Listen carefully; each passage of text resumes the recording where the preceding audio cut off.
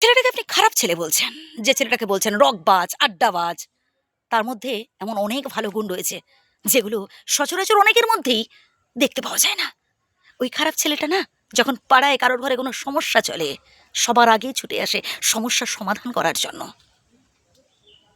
ওই খারাপ ছেলেটি যখন রাস্তায় কারো দুর্ঘটনা ঘটে, তখন আমরা অনেকেই দূর থেকে দাঁড়িয়ে দেখি, তারপর যে যার কাজে চলে যাই, হয়তো একটু চোখের জল ফেলি, হাহুতাশ করে ব্যাস চলে যায়। কিন্তু ওই খারাপ ছেলেটি তার দলবল নিয়ে আসে, ওই দুর্ঘটনাগ্রস্ত মানুষটিকে নিয়ে সোজা ছুটে যায় হাসপাতালে কিংবা নার্সিংহোমে, যেটা আমরা অনেকেই করি না, কিন্তু করে ওই খারাপ ছেলেটি। না, ওই খারাপ ছেলেটি ভালো রেজাল্ট করতে পারেনি, ফেল করেছে, অনেকবার ক্লাসে ফেল করেছে, বেশি দূর পড়াশোনাও করতে পারেনি, সারাক্ষণ বাইক নিয়ে ঘুরছে, আড্ডা মারছে, বন্ধু বান্ধবদের সাথে খেলাধুলা করছে, সারাক্ষণ আড্ডা মারে, তার মধ্যে না কোনো ভালো গুণ নেই, তো অনেকের চোখে ধরা পড়ে না। তার যে মনুষ্যত্ব বোধ, তার যে মানবিকতা বোধ ধরা পড়ে না, কারণ এগুলো তার লোক দেখানি নয়, এগুলো হৃদয়ে থাকে।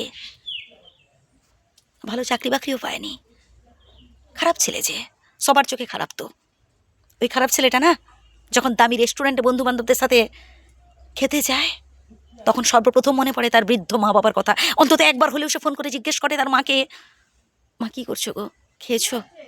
বাবা কী করছেন? খেয়েছেন? কী খেয়েছো মা তুমি? আমরা অনেকেই করি না, আমরা বাড়ি থেকে বাইরে বেরোলেই ভুলেই যাই বাড়ির কথা, আরে ভাই, আপনি বুকে হাত দিয়ে বলুন তো মিথ্যে বলছি কিনা।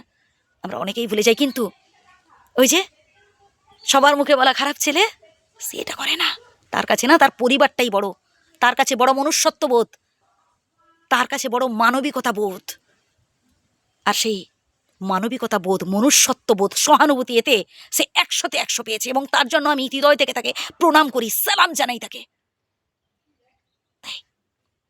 কারোর চাকরি বাকরি, রেজাল্ট, রূপ, পোশাক আশাক, স্ট্যাটাস এসব দেখে বিচার করবেন না বন্ধু, তার মনটাকে দেখে বিচার করুন, তার মধ্যে কতটা মনুষ্যত্ব বোধ রয়েছে। ওই খারাপ ছেলেটি না,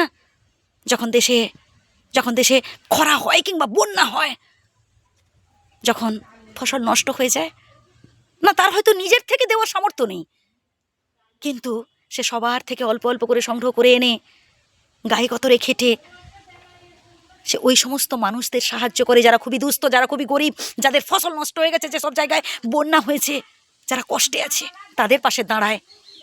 কারণ ওই খারাপ ছেলেটি হলো একজন প্রকৃত মনুষ্যত্বের মানুষ। আসলে সে তো ভালো রেজাল্ট করতে পারেনি, সারাক্ষণ রকে বসে আড্ডা মারে, অনেকের কাছে তাই সে খারাপ ছেলে, কিন্তু আমার কাছে সে একজন প্রকৃত আদর্শ মানুষ।